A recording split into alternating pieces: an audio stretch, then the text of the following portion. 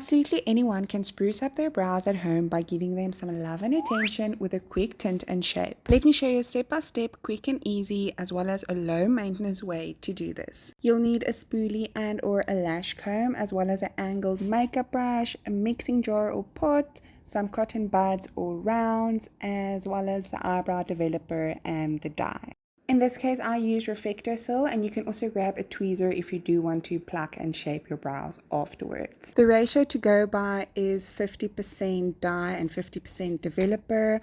I would say the most tedious part of this entire process is mixing these two together. It does take some time, but as long as it's clump free and smooth, then you're good to go. I would suggest to just cleanse your brows before the time to ensure that they are free of any oil, debris and dirt, and then just give them a good dry and brush them through so that they are in somewhat the shape that you like.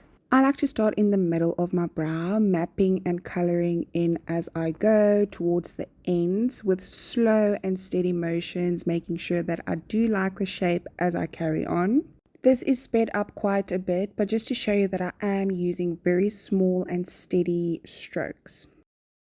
When it comes to the beginning and front part of my brow, I take the remainder dye that's on the brush and flick the brush upwards so that it gives it a feathered and natural look. And then I repeat the exact same steps on the other brow.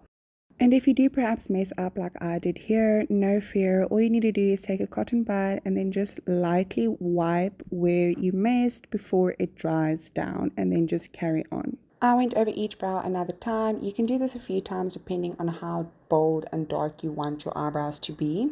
And then as an optional step, you can lightly brush through your brows just to evenly disperse all the color and pigment throughout your eyebrows.